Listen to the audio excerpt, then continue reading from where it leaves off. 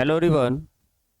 Today we are going to discuss about the chapter 1 of the civics, that is the power sharing. Power sharing से board में क्या क्या question पूछे जाते हैं, आज हम लोग उन सारे क्वेश्चन का आंसर करने वाले हैं।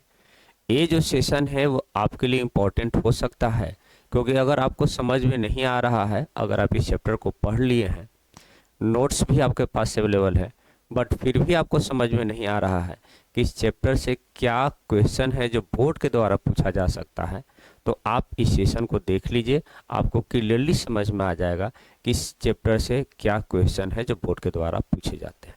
तो चलिए शुरू करते हैं।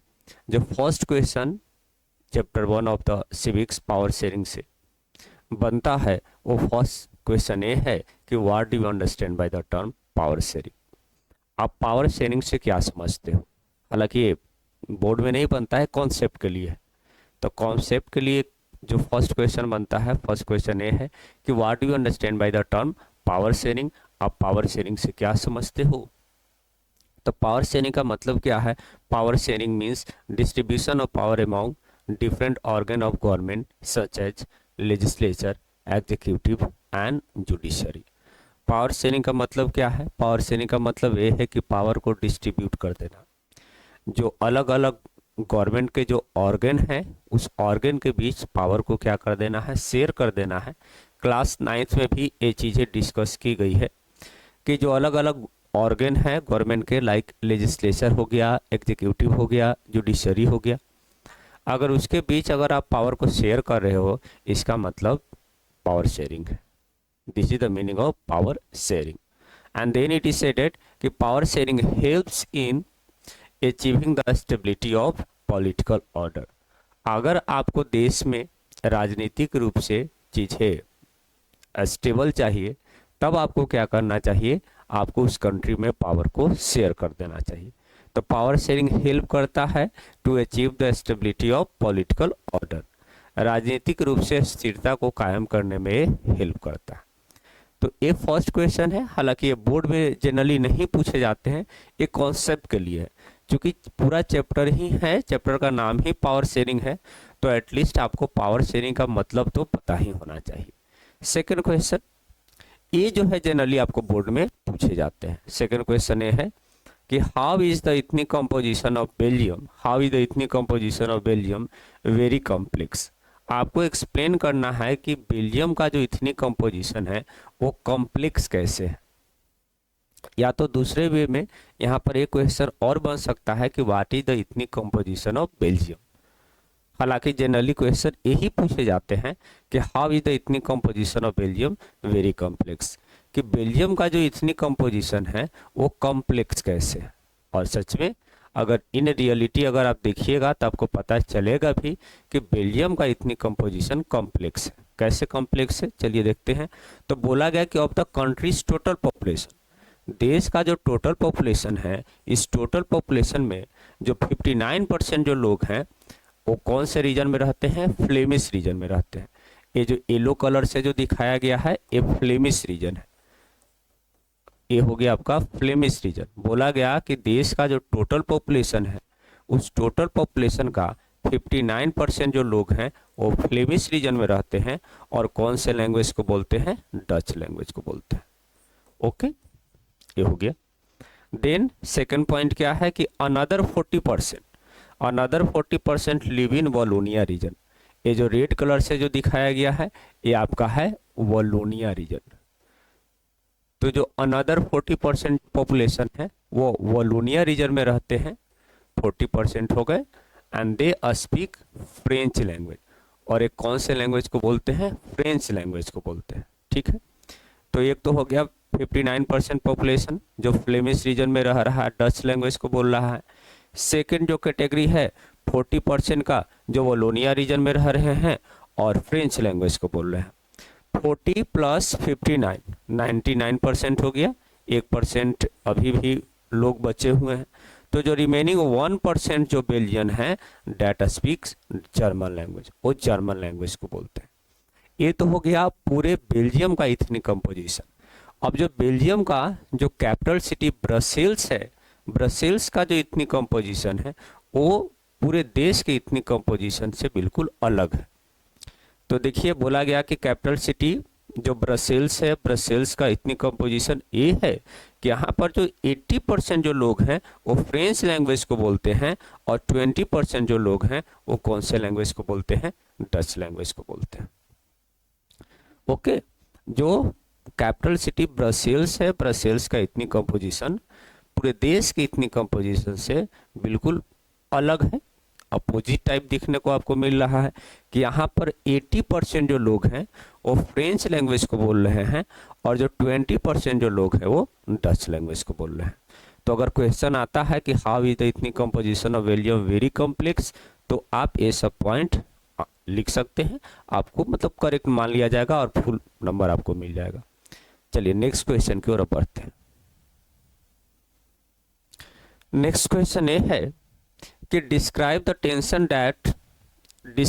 Tension that existed between Dutch and French speaking people in Belgium. Belgium में दो ग्रुप रह रहे हैं, पहला ग्रुप जो है वो डच का है और जो दूसरा ग्रुप है वो फ्रेंच का है। अब बताना है आपको कि ये दोनों ग्रुप के बीच टेंशन कैसे एग्जिस्ट कर रहा था। ये जो दो ग्रुप है, ये दो ग्रुप के बीच टेंशन था, किस बात का टेंशन था, तो चलिए देख लेते हैं। आपको डिस्क्राइब करना है तो कैसे डिस्क्राइब करिएगा, उनके बीच के टेंशन को कैसे आप डिस्क्राइब कर सकते हैं। तो let's go, here it is said that, यहाँ पर ये बोला गया कि जो माइनॉरिटी फ्रेंच स्पीकिंग कम्युनिटी है, फ्रेंच स्पीकिंग कम्युनिटी जिनका पॉपुलेशन परसेंटेज 40% था, जिन माइनॉरिटी ग्रुप हो गए, माने जिसका पॉपुलेशन परसेंटेज कम रहता है उसको माइनॉरिटी ग्रुप कहा जाता है, जिसका पॉपुलेशन परसेंटेज ज़्यादा रहता है उसको मेजॉरिटी ग्रुप कहा जाता है। तो फ्रेंच स्पीकिंग कम्युनिटी जो कि माइनॉरिटी ग्रुप है, आप क्या देख रहे हो कि डच के कंपेयर में ये रिच और पावरफुल है। Compare to Dutch this community are rich and powerful. अब इसका रिजल्ट ये हुआ कि this made the Dutch speaking community angry who got the economic development and education much later. तो जब बाद में डच कम्युनिटी को इकोनॉमिक डेवलपमेंट का लाभ मिला और एजुकेशन का लाभ मिला तो उनको गुस्सा आने लगा कि मेरा मतलब ओवरऑल पूरे देश में जो मेरा पॉपुलेशन है वो 59% है, लेकिन देश में रिच और पावरफुल कौन है, फ्रेंच स्पीकिंग है। पावरफुल कहने का मतलब है कि वो रूल कर रहे थे। शुरू से अगर देखिएगा बेल्जियम को तो आपको ये पता चलेगा कि शुरू से बेल्जियम पर फ्रेंच कम्युनिटी रूल कर रहे हैं, और बाद में जब डच कम्युनिटी को इकोनॉमिक डेवलपमेंट का लाभ मिला और एजुकेशन का लाभ मिला तो गुस्सा होने लगे कि हमारा पॉपुलेशन परसेंटेज 59% है और देश पर शासन करने का काम तो फ्रेंच कम्युनिटी कर रहे हैं। तो इस बात से टेंशन होने लगा उनको। ओके, उसके बाद देखिए ये जो सोशल डिस्पैरिटी थी, जो सामाजिक असमानता थी डच और फ्रेंच स्पीकिंग कम्युनिटी के बीच 90 और 50 और 90-60 के बीच बहुत ज़्यादा बढ़ गया।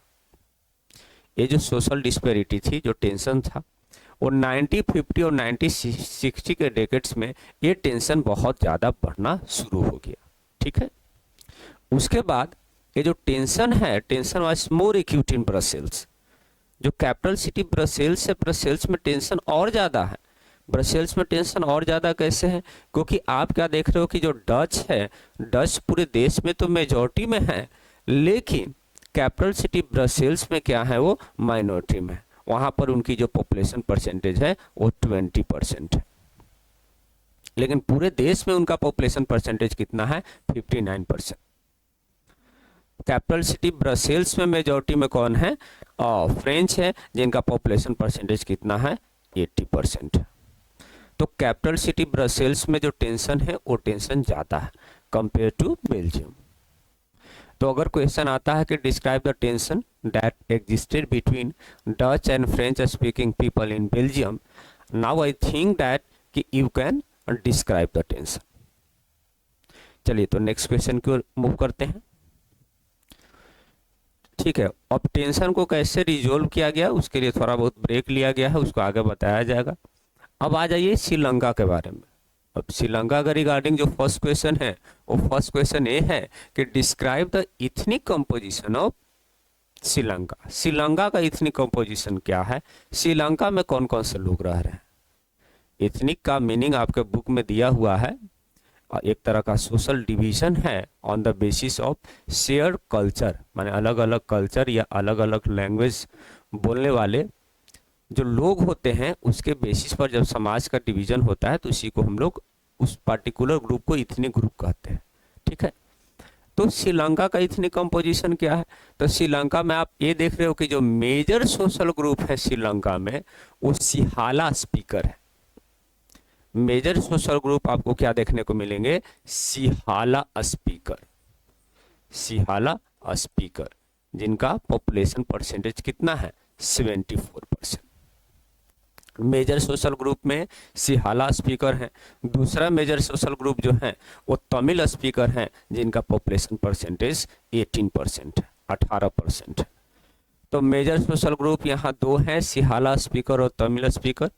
Sihala speaker 74% and Tamil speaker 18%।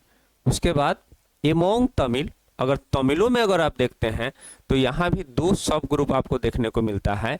एक जो है वो श्रीलंकन तमिल है जिनका पॉपुलेशन परसेंटेज 13% हो गया, और फिर जो दूसरा ग्रुप है वो दूसरा ग्रुप इंडियन तमिल का है जिसका पॉपुलेशन परसेंटेज कितना है 5%।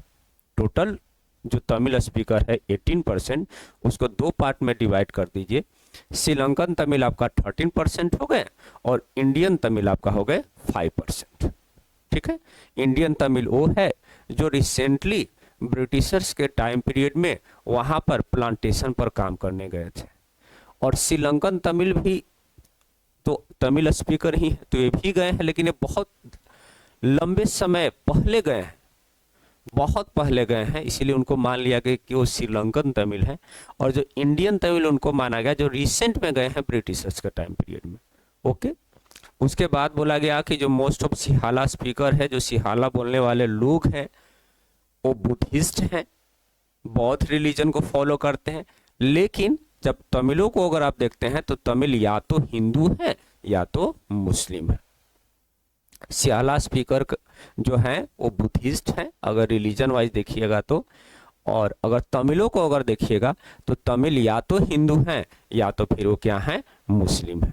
ओके, उसके बाद आपको देखने को मिलता है कि 7% क्रिश्चियन भी हैं, और ये जो क्रिश्चियन है या तो वो तमिल लैंग्वेज को बोल रहे हैं या तो वो सिहाला लैंग्वेज को बोल रहे हैं। And this is the ethnic composition of Sri Lanka. ये आपका श्रीलंका का इथनिक कंपोजिशन हो गया। क्वेश्चन अगर पूछता है कि describe the ethnic composition of Sri Lanka, तो I think now you can answer the question. Next question, then here it is said that, जो नेक्स्ट क्वेश्चन है, नेक्स्ट क्वेश्चन ये है कि what were the majoritarian measures taken in Sri Lanka to establish Sinhala supremacy. Sinhala supremacy को establish करने के लिए क्या मेजोरिटेरियन मेजर लिए गए। सबसे पहले मेजोरिटेरियन मेजर बता दें। मेजोरिटेरियन मेजर जो होता है, जो मेजॉरिटी ग्रुप है, जैसे इसके पहले वाले क्वेश्चन में बताएं, जो मेजॉरिटी ग्रुप है, यहाँ पर मेजॉरिटी ग्रुप में सिहाला स्पीकर है। तो जब सिहाला स्पीकर यानी जो मेजॉरिटी ग्रुप है, अगर मेजॉरिटी ग्रुप अपने फेवर में जब स्टेप ले तो उस स्टेप को, उस मेजर्स को हम लोग क्या कहते हैं, मेजोरिटेरियन मेजर। ओके, तो यहाँ पर ये बोला गया कि what were the majoritarian measure taken in Sri Lanka to establish Sinhala supremacy. तो जो सिहाला लीडर के द्वारा ऐसे क्या स्टेप लिए गए ताकि सिहाला सर्वोच्चता को, सुप्रीमेसी मतलब सर्वोच्च, सिहाला सर्वोच्चता को जो है से कि श्रीलंका में एस्टेब्लिश किया जाए, कायम किया जाए। तो एक क्वेश्चन बन सकते हैं, what were the majoritarian measure taken in Sri Lanka to establish Sinhala supremacy. तो क्या स्टेप लिए गए, आइए देख लेते हैं। तो बोला गया यहाँ हियर इट इज सेड कि government adopted majoritarian measures to establish Sinhala supremacy. सरकार ने वहाँ पर मेजोरिटेरियन मेजर लिया, क्योंकि सरकार को कंट्रोल ही सिहाला ग्रुप कर रहा है, तो साधारण सी बात है सरकार का मतलब कि जो सिहाला लीडर है, सिहाला लीडर के द्वारा ही स्टेप लिए जा रहे हैं, यहाँ गवर्नमेंट कहने का मतलब है। तो गवर्नमेंट ने मेजोटेरियन मेजर लिया सिहाला सुप्रीमेसी को एस्टेब्लिश करने के लिए। जो फर्स्ट मेजोटेरियन मेजर है, वो फर्स्ट मेजोटेरियन मेजर ये है कि 1956 में एक एक्ट पास किया गया और इस एक्ट के थ्रू रिकॉग्नाइज किया गया कि Sinhala as the only official language, thus disregarding Tamil language. 1956 में एक एक्ट पास करते हुए ये रिकॉग्नाइज किया गया कि सिहाला एकमात्र ऑफिशियल लैंग्वेज होगा, और इसका मतलब ये था कि कहीं ना कहीं तमिल लैंग्वेज को क्या किया जा रहा है, डिसरिगार्ड किया जा रहा है, अवमानना की जा रही है। ओके, तो 1956 में एक एक्ट का पास होना, इस एक्ट के थ्रू सिहाला को ऑफिशियल लैंग्वेज डिक्लेयर करना। सेकेंड मेजोटेरियन मेजर में आपको यह देखने को मिलेगा कि preference were given to Sinhala applicants, preference दिए जा रहे हैं सिहाला एप्लीकेंट्स को, किसके लिए, यूनिवर्सिटी पोजीशन के लिए और गवर्नमेंट जॉब के लिए। अगर गवर्नमेंट जॉब चाहिए और यूनिवर्सिटी में एडमिशन चाहिए तो प्रीफरेंस किसको दिया जा रहा है, सिहाला एप्लीकेंट को दिया जा रहा है। तमिल एप्लीकेंट को के साथ डिस्क्रिमिनेशन हो रहा है, भेदभाव हो रहा है, तो यहाँ पर जो प्रीफरेंस है, प्रीफरेंस सिहाला एप्लीकेंट को दिया जा रहा है। ये हो गया सेकेंड मेजोटेरियन स्टेप। थर्ड क्या हो गया कि जो न्यू कॉन्स्टिट्यूशन है, न्यू कॉन्स्टिट्यूशन डिक्लेयर्ड एट, नए कॉन्स्टिट्यूशन में इस बात को डिक्लेयर किया गया कि state shall protect and promote Buddhism.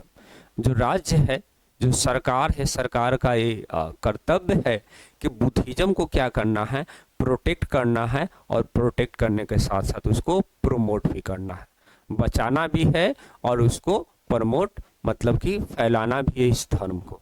ठीक है, ये आपका हो गया थर्ड मेजोटेरियन स्टेप। ओके, उसके बाद ये हुआ कि तमिल फेल्ड एट, तमिलों को ये लगने लगा कि कोई भी ऐसा मेजर पॉलिटिकल पार्टीज नहीं है जो सिहाला लीडर के द्वारा लीड किया जा रहा हो, जो उनके लैंग्वेज या कल्चर को लेकर क्या हो, सेंसिटिव।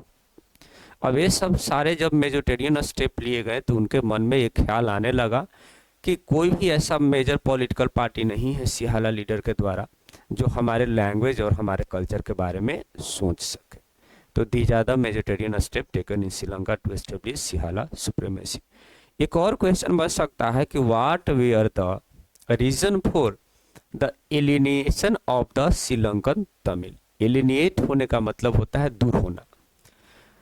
तो श्रीलंकन तमिल को जो है सिहाला कम्युनिटी से दूर होने के क्या कारण हो सकते हैं। तो साधारण सी बात है कि यह स्टेप लिया गया, इसी के कारण जो है श्रीलंकन तमिल जो है सिहाला कम्युनिटी से एलिनेट हुए होंगे, दूर हुए होंगे। तो अगर ये भी क्वेश्चन बनता है तो इसका भी जो आंसर होगा, आंसर सेम ही होगा, बस एक पॉइंट चेंज कर लेना है। फर्स्ट पॉइंट चेंज कर लेना है कि the reason responsible for the alienation of the Sri Lankan Tamils are given below, और ये सारे रीजन लिख देना। नेक्स्ट क्वेश्चन ये है कि explain the consequences, explain the consequences of majoritarian policies adopted by the Sri Lankan government. Sri Lankan government के द्वारा जो मेजोटेरियन पॉलिसी एडॉप्ट किया गया, मेजोटेरियन स्टेप लिए गए, उसका रिजल्ट क्या हुआ। कॉन्सिक्वेंसेस का मतलब रिजल्ट। जो मेजोटेरियन पॉलिसी, जो मेजोटेरियन स्टेप श्रीलंकन गवर्नमेंट के द्वारा लिया गया, उसका रिजल्ट क्या हुआ।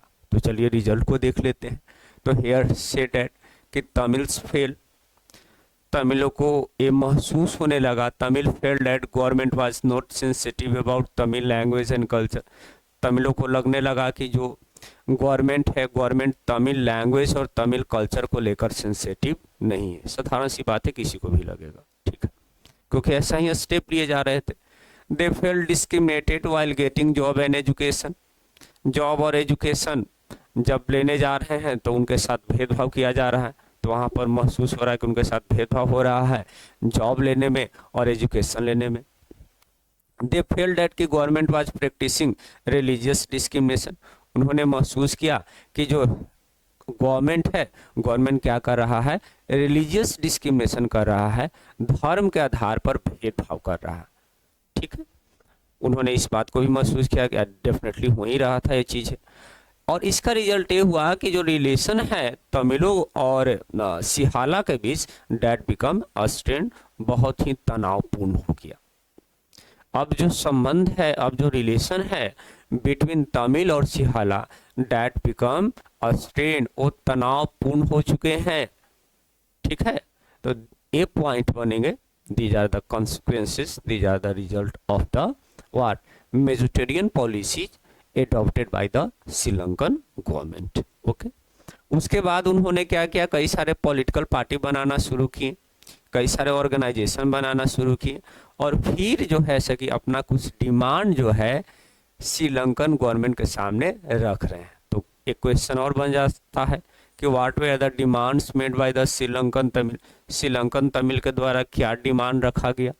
तो डिमांड को देख लीजिए, यहाँ डिमांड, पहला डिमांड क्या है, recognition of Tamil as an official language, Tamil को भी क्या करिए, एक ऑफिशियल लैंग्वेज के रूप में डिक्लेयर कीजिए, तमिल लैंग्वेज को भी एक ऑफिशियल लैंग्वेज के रूप में डिक्लेयर कीजिए।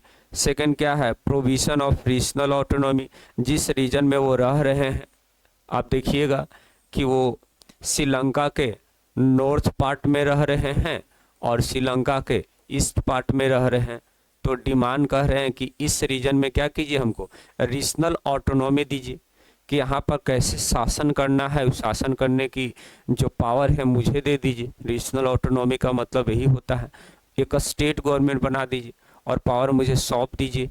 सेकंड डिमांड ये हो गया। थर्ड डिमांड ये कर रहे हैं कि there should be equality of opportunity in securing education and job, अगर जॉब लेने जा रहे हैं और एजुकेशन लेने जा रहे हैं तो वहाँ क्या होना चाहिए, इक्वालिटी ऑफ अपॉर्चुनिटी होना चाहिए, तमिलों को भी इक्वल अपॉर्चुनिटी मिलना चाहिए, वहाँ पर प्रीफरेंस नहीं दिया जाना चाहिए सिहाला एप्लीकेंट्स को। तो these are the demand made by the Sri Lankan Tamil before Sri Lankan government, Sri Lankan government के सामने श्रीलंकन तमिल के द्वारा ये डिमांड रखे गए। तो अगर डिमांड आता है तो ये तीन डिमांड को आपको लिख देना। नेक्स्ट क्वेश्चन, नेक्स्ट क्वेश्चन एक, अब देखिए बेल्जियम, अब ये तो हो गया कि श्रीलंका का इतनी कंपोजिशन क्या था और वहां पर कैसे पावर को शेयर किया गया। अब बेल्जियम में जो टेंशन था, वो टेंशन को तो अभी भी छोड़े हुए हैं, उस टेंशन को तो सोल्व किए नहीं, प्रॉब्लम को तो सोल्व किया नहीं गया। तो चलिए अब बेल्जियम के प्रॉब्लम को सोल्व कर लेते हैं, और उससे रिलेटेड क्या क्वेश्चन बन सकता है कि we have to explain how Belgium was able to solve its ethnic problem. You have to explain, here it is said कि you have to explain कि जो बेल्जियम है, बेल्जियम अपने इथनिक प्रॉब्लम को कैसे सोल्व करता है। ठीक है, here it is said कि you have to explain कि जो बेल्जियम है, बेल्जियम अपने इथनिक प्रॉब्लम को सोल्व कैसे करता है। तो here it is said कि path of accommodation was adopted in Belgium, Belgium में क्या लिया गया, पाथ ऑफ एकोमोडेशन लिया गया। यहाँ पावर शेयरिंग के रिगार्डिंग समझौता किया जा रहा है। वहाँ तो आप ये देख रहे हो कि सिहाला कम्युनिटी जो है वो सरकार पर डोमिनेंस कर रहा है, लेकिन आप बेल्जियम में क्या देखोगे कि बेल्जियम में चीज़ों को एकोमोडेट किया जा रहा है, यहाँ समझौता किया जा रहा है between Dutch and French community. तो कैसे समझौता किया जा रहा है, पाथ ऑफ एकोमोडेशन में क्या पाथ लिए गए। तो पहला ए है कि कॉन्स्टिट्यूशन प्रिस्क्राइब्ड है कि number of Dutch and French speaking minister shall be equal in central government.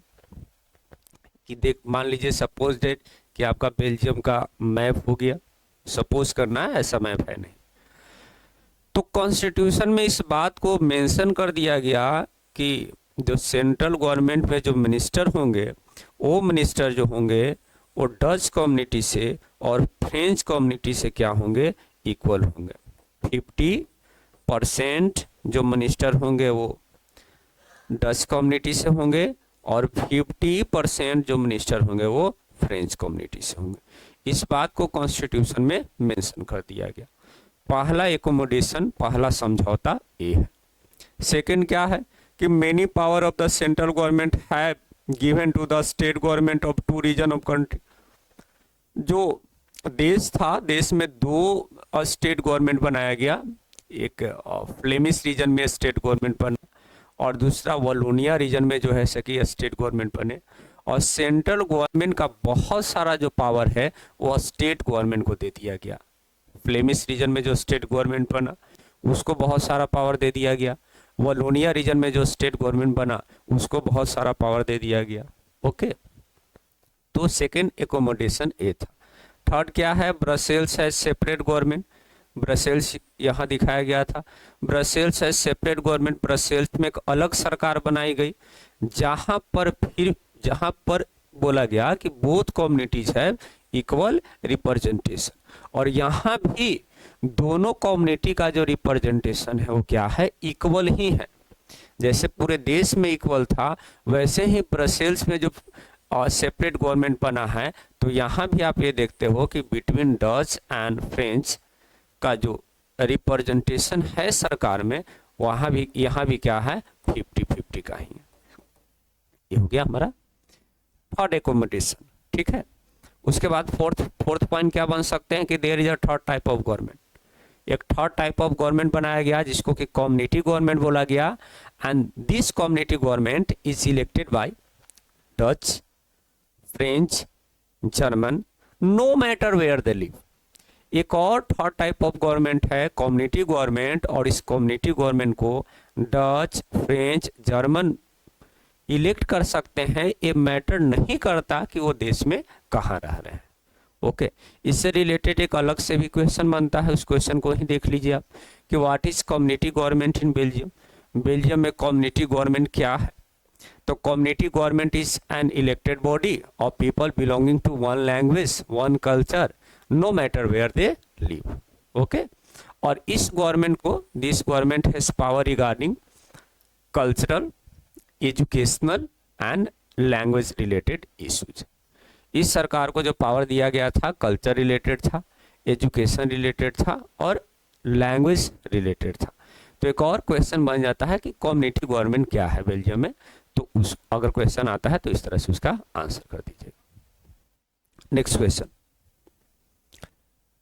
Give reason why power sharing is desirable. आपको रीजन बताना है कि पावर शेयरिंग क्यों जरूरी है। Give reason why power sharing is desirable, you have to give the reason कि power sharing क्यों जरूरी है। और पहला जो रीजन है वो प्रूडेंशियल रीजन है और सेकंड क्या है, मोरल रीजन है। एक क्वेश्चन पूछते हैं आपसे कि गिव रीजन, आपको रीजन बताना है कि आपको स्कूल जाना क्यों जरूरी है। अगर हम आपसे पूछें कि you have to give the reason कि why should you go to a school, आपको स्कूल जाना क्यों जरूरी है, तो वहाँ भी आपको दो रीजन बनेगा, एक प्रूडेंशियल रीजन बनेगा और जो सेकंड बनेगा वो मोरल रीजन बनेगा। अगर आप स्कूल नहीं जाते हैं, अगर आप स्कूल नहीं जाते हैं तो क्या हो सकता है, घर पर कन्फ्लिक्ट होगा, आपको पेरेंट्स कन्फ्लिक्ट होंगे, पेरेंट्स आपको डांट सकते हैं, है ना। तो चीज़ें क्या हो सकती है, गड़बड़ हो सकती है। तो पहला रीजन ये है जो प्रूडेंशियल है कि अगर स्कूल नहीं जाते हैं आप तो आपके घर पर कन्फ्लिक्ट हो सकता है। सेकेंड रीजन मोरल रीजन है। मोरल रीजन क्या है, आपकी नैतिकता क्या कहता है, इस एज में बच्चों को क्या करना चाहिए, स्कूल जाना चाहिए या नहीं जाना चाहिए। तो डेफिनेटली आप कहिएगा कि सर जो मोरालिटी है, मोरालिटी ये कहता है कि हमें स्कूल जाना चाहिए। बस यही चीज़ है पावर शेयरिंग के भी रिगार्डिंग कि give reason why power sharing is desirable. आपको रीजन बताना है कि पावर शेयरिंग क्यों जरूरी है। तो पहला आपका प्रूडेंशियल रीजन हो गया और सेकंड आपका हो गया मोरल रीजन। और प्रूडेंशियल रीजन में बोला गया कि power sharing is good, power sharing अच्छा है because it helps to reduce the possibility of conflict between social group. कई सारे जो सोशल ग्रुप किसी देश में जो रह रहे हैं उनके बीच जो कन्फ्लिक्ट हो सकते हैं, उस कन्फ्लिक्ट के पॉसिबिलिटी को क्या कर दिया जाता है, रिड्यूस कर दिया जाता है, कम कर दिया जाता है। इसलिए पावर शेयरिंग जरूरी है। ये हो गया प्रूडेंशियल रीजन कि अगर पावर शेयरिंग नहीं कीजिएगा तो जो अलग अलग जो सोशल ग्रुप हैं उनके बीच क्या हो सकते हैं, कन्फ्लिक्ट हो सकते हैं। और इसमें क्या पॉइंट बनेंगे, it is a good way to ensure the stability of political order. एक अच्छा तरीका है पॉलिटिकल ऑर्डर के स्टेबिलिटी को इंश्योर करने के लिए, राजनीतिक रूप से आपका देश स्थिर रहेगा, तो it is a good way to ensure the stability of political order. Okay, third क्या है, imposing the will of majority gradually weakens the unity of nation. आप मेजॉरिटी के विल को, मेजॉरिटी के इच्छा को आप क्या कर रहे हो, पूरे देश पर इम्पोज कर रहे हो, लागू कर रहे हो। तो ये चीज़ें शॉर्ट टाइम में तो बहुत अच्छा लग सकता है कि देखिए मेजॉरिटी ग्रुप है, हम अपने हिसाब से चीज़ें कर रहे हैं। जैसे श्रीलंका में हुआ, श्रीलंका में सिविल वार चला, 2009 तक चला। यही चीज़ पाकिस्तान में भी हुआ कि पाकिस्तान में मुसलमानों ने डोमिनेंस मेंटेन किया, जिसका भी रिजल्ट जो है ओवरऑल सही नहीं है। तो जो मेजॉरिटी ग्रुप है, मेजॉरिटी ग्रुप अगर अपने विल को, अपने इच्छा को इम्पोज करता है तो शॉर्ट टाइम पीरियड में तो देखने में अच्छा लगता है, लेकिन उसका जो लॉन्ग टर्म इफेक्ट है वो लॉन्ग टर्म इफेक्ट पॉजिटिव नहीं है बल्कि नेगेटिव है। इसलिए भी जो है मेजॉरिटी ग्रुप को अपने विल को इम्पोज नहीं करना चाहिए, अदरवाइज क्या होगा कि जो देश की जो यूनिटी है वो यूनिटी क्या हो जाएगी, कमजोर पड़ जाएगी। ये हो गया आपको prudential reason. Okay, then moral reason, नैतिकता क्या कहता है कि it is a very spirit of democracy. ये डेमोक्रेसी का क्या है, आत्मा है। Power sharing is the very spirit of democracy. आपके पास बॉडी है, अगर इस बॉडी में आत्मा नहीं रहेगा तो क्या है, बॉडी जिंदा रहेगा क्या, डेफिनेटली नहीं रहेगा। आप डेमोक्रेसी ला रहे हैं और डेमोक्रेसी में पावर ही नहीं शेयर कर रहे हैं, तो किस बात का डेमोक्रेसी है।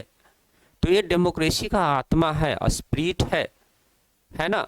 Power sharing is the spirit of democracy.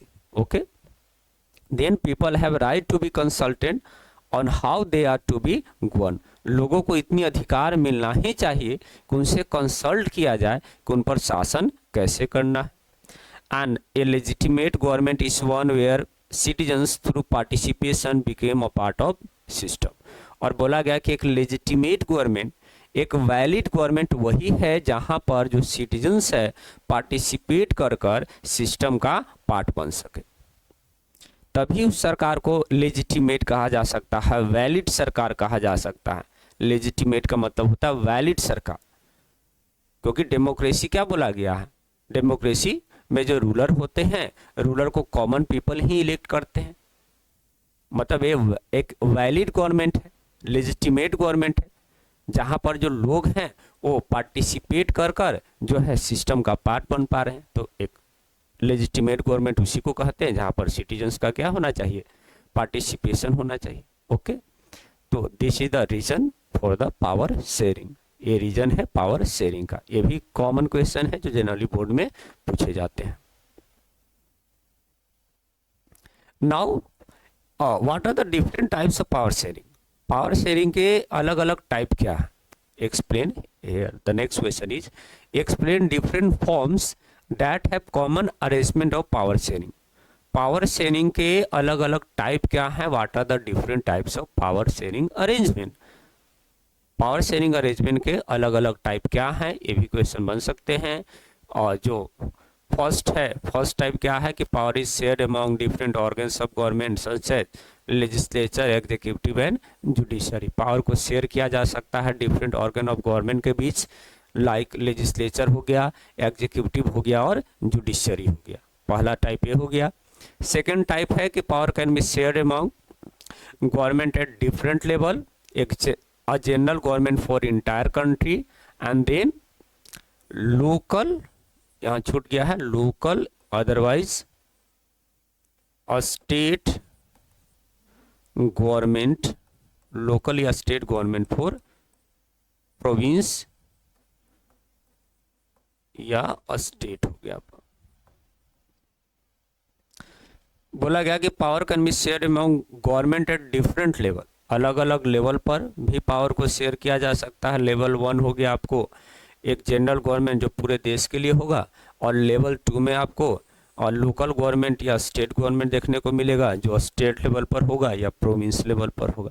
तो अलग अलग लेवल के बीच भी पावर को शेयर कर सकते हैं। और पहला क्या है, हॉरिजेंटल है, हॉरिजेंटली भी पावर को क्या कर सकते हैं, between legislature, executive and judiciary power को शेयर कर सकते हैं। ये दो टाइप हो गया।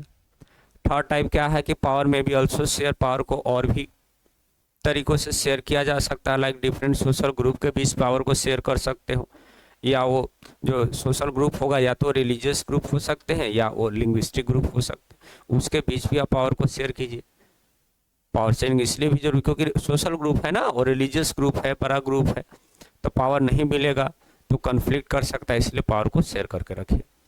देन पावर को शेयर किया जा सकता है, डिफरेंट पॉलिटिकल पार्टी के बीच पावर शेयर किए जा सकते हैं, प्रेशर ग्रुप के बीच पावर शेयर किए जा सकते हैं, या कुछ आंदोलन, कुछ मूवमेंट हु कंट्रोल और इन्फ्लुएंस दोज इन पावर, जो सरकार में है, जो गवर्नमेंट में है, उनको वो आंदोलन या तो कंट्रोल कर रहा हो या तो इन्फ्लुएंस कर रहा हो, उसके बीच भी पावर को शेयर किया जा सकता है।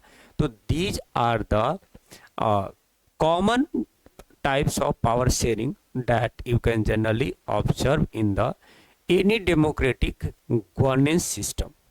किसी भी एक लोकतांत्रिक सरकार में एक कॉमन टाइप है जो आपको देखने को मिल जाते हैं। These are the types of power sharing। एक और क्वेश्चन बनते हैं कि हॉरिजॉन्टल और vertical division of power sharing क्या है। जो फर्स्ट टू टाइप ऑफ जो पावर शेयरिंग है वो मोस्ट इंपॉर्टेंट है, उसको जोड़कर क्वेश्चन पूछा जाता है कि we have to explain, we have to differentiate that कि what is the difference between horizontal and vertical division of power sharing. Horizontal और vertical division of power sharing में क्या अंतर है। तो horizontal division of power sharing, horizontal division of power sharing में क्या बोला गया कि इस डिवीजन में पावर को शेयर किया जाता है डिफरेंट ऑर्गन ऑफ गवर्नमेंट के बीच, like legislature, executive and judiciary. ये आपका horizontal division of power sharing हो गया। ये horizontal division of power sharing हो गया जहां पावर को शेयर किया जा रहा है between legislature, executive and judiciary. And then इसमें क्या बोला गया कि डिफरेंट ऑर्गन ऑफ गवर्नमेंट, जो डिफरेंट ऑर्गन ऑफ गवर्नमेंट है एक्सरसाइज डिफरेंट पावर, उनका पावर अलग अलग होता है। लेजिस्लेचर का काम होता है कानून बनाना, एग्जीक्यूटिव का काम होता है उस कानून को लागू करना, और जुडिशरी का काम होता है न्याय करना। तो जो डिफरेंट ऑर्गन ऑफ गवर्नमेंट है एक्सरसाइज डिफरेंट पावर, वो अलग अलग पावर को एक्सरसाइज करते हैं, परफॉर्म करते हैं। And this is based on the concept of separation of power. और ये जो कॉन्सेप्ट है किस पर बेस्ड है, सेपरेशन ऑफ पावर पर बेस्ड है। ओके उसके बाद it specify the concept of checks and balance. ये स्पेसिफाई करता है कि चेक्स एंड बैलेंस, एक दूसरे को चेक भी करना है और बैलेंस भी करना है ना। लेजिस्लेचर जो है एग्जीक्यूटिव और जुडिशरी को चेक और बैलेंस करेगा, जो एग्जीक्यूटिव है वो लेजिस्लेचर और जुडिशरी को चेक्स एंड बैलेंस करेगा, जो जुडिशरी है वो लेजिस्लेचर और एग्जीक्यूटिव को चेक्स एंड बैलेंस करेगा। तो it is based on the concept of checks and balance to check the unlimited power of different organ, ताकि कोई भी जो ऑर्गन है वो अनलिमिटेड पावर को परफॉर्म ना करे। ये हो गया horizontal division of power sharing. Next one vertical है। वर्टिकल है, वर्टिकल में क्या बोला गया, vertical division of power sharing. इस डिवीजन में आप ये देखोगे कि जो power is shared among government and different level, अलग अलग लेवल पर जो है पावर को शेयर किया जा सकता है। लाइक लेवल 1 पर यूनियन गवर्नमेंट हो सकते हैं, लेवल 2 पर स्टेट गवर्नमेंट हो सकते हैं, और लेवल 3 पर लोकल गवर्नमेंट हो सकते हैं। तो 2 लेवल या 3 लेवल के बीच जो है वर्टिकल डिवीजन में पावर को क्या किया जाता है, शेयर किया जाता है। कम से कम 2 लेवल होना ही चाहिए, अगर 3 लेवल भी है तो कोई बड़ी बात नहीं है, लेकिन मिनिमम 2 लेवल होना चाहिए। उसके बाद बोला गया कि इन दिस, इसमें क्या होता है कि कॉन्स्टिट्यूशन में क्लियरली पावर को मेंशन कर दिया जाता है, different level of government, level 1 का कितना पावर है, लेवल 2 का कितना पावर है और लेवल 3 का कितना पावर है, that is clearly mention in the constitution. Constitution में क्लियरली मेंशन होते हैं। और यहाँ पर फिर क्या देखते हो कि there is no concept of checks and balance. Checks and balance का यहाँ पर कोई कॉन्सेप्ट नहीं है। ऐसा इसलिए क्योंकि यहाँ पर पावर को पहले ही डिवाइड कर दिया गया है between what, higher and lower level. Lower और हायर लेवल के बीच पहले ही पावर को शेयर कर दिया गया है, तो चेक्स एंड बैलेंस की कॉन्सेप्ट यहाँ पर देखने को नहीं मिलता है। अगर क्वेश्चन आता है कि हॉरिजॉन्टल और vertical division of power sharing को डिफरेंशिएट करना है, तो ये सब पॉइंट आप लिख सकते हैं। ओके उम्मीद करते हैं कि चीजें समझ में आ रही होगी आप लोगों को। एक और देखिए, अब यहाँ पर आपका जो मेन जो टॉपिक है चैप्टर में वो टॉपिक खत्म हो जाते हैं, लेकिन एक क्वेश्चन और बन जाता है कि इंडिया का रेफरेंस में क्वेश्चन बन जाता है कि evaluate the power sharing system in India. India में पावर शेयरिंग सिस्टम क्या है, उसको इवैल्यूएट करना है कि इंडिया में कैसे पावर को शेयर किया गया। तो जो 4 टाइप्स ऑफ पावर शेयरिंग देखते हैं आप, वो चारों तरह से यहाँ पर पावर को क्या किया गया है, शेयर किया गया। देखिए पहला आप क्या देख रहे हो कि इंडिया में पावर को शेयर किए गए हैं different organs of government like legislature, executive, judiciary के बीच। इंडिया में डिफरेंट लेवल ऑफ गवर्नमेंट के बीच भी पावर को शेयर किए गए हैं। यूनियन गवर्नमेंट के बीच पावर शेयर किया गया है, स्टेट गवर्नमेंट को पावर दिया गया है। और ये सब जो चीज़ें है कॉन्स्टिट्यूशन में, भारत में जो इंडियन कॉन्स्टिट्यूशन है, इंडियन कॉन्स्टिट्यूशन में क्लियरली मेंशन है। तो फर्स्ट टाइप ही यहाँ लागू हो रहा है, सेकंड टाइप ही लागू हो रहा है। थर्ड टाइप देखिए, जो सोशल ग्रुप को भी पावर को दिया गया है। जैसे सोशली वीकर सेक्शन जो है उसको पार्लियामेंट में सीटों को क्या कर दिया गया है, रिजर्व कर दिया गया है। और स्टेट असेंबली में भी सीटों को रिजर्व किया गया है। वो ग्रुप जो है एससी एसटी के लिए जो पार्लियामेंट में भी जो है कॉन्स्टिट्यूएंसी को रिजर्व किए गए हैं, और हर एक स्टेट असेंबली में भी कॉन्स्टिट्यूएंसी को रिजर्व किए गए हैं। तो सोशल ग्रुप को भी पावर, सोशल ग्रुप के साथ भी पावर को शेयर किया गया है। देन आप क्या देखते हो कि यहाँ पावर शेयर किए जाते हैं डिफरेंट पॉलिटिकल पार्टी के बीच, प्रेशर ग्रुप के बीच, और वैसे आंदोलन के बीच भी पावर को शेयर किए जाते हैं, जो गवर्नमेंट को क्या कर रहा हो, या कंट्रोल कर रहा हो या इन्फ्लुएंस कर रहा हो।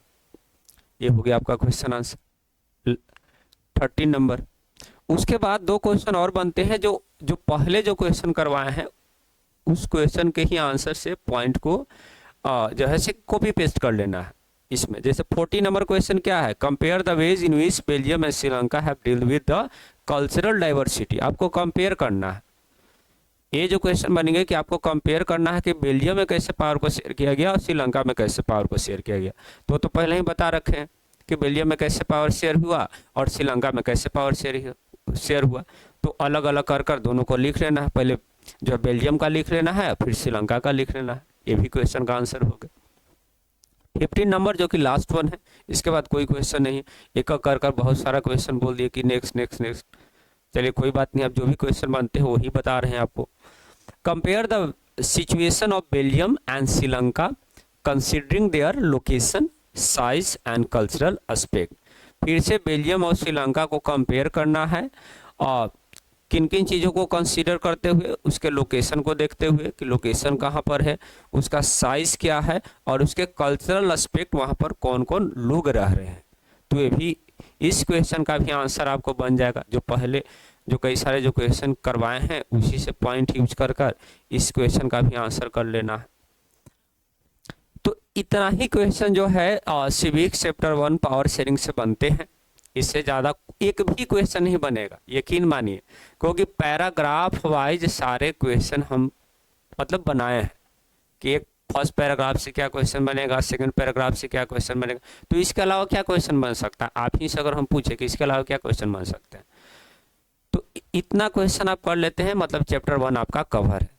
थैंक यू वेरी मच इस वीडियो को देखने के लिए। एक बात और बता दें कि ये मेरा पहला वीडियो है जो डिजिटल बोर्ड का यूज करते हुए बना रहे हैं। डिजिटल बोर्ड परचेज कर लिए हैं, इन्वेस्टमेंट तो बहुत बड़ा है और एक रिस्क भी है। मतलब इन्वेस्टमेंट इतना बड़ा होने के बाद अगर वीडियो नहीं चले तो ये बहुत बड़ा मतलब टेंशन की बात हो सकती है, पर कोई नहीं। उम्मीद करते हैं अगर वीडियो अच्छा लगे तो ज़रूर देखिए, शेयर कीजिए, लाइक कीजिए, चैनल को सब्सक्राइब कीजिए। Thank you very much.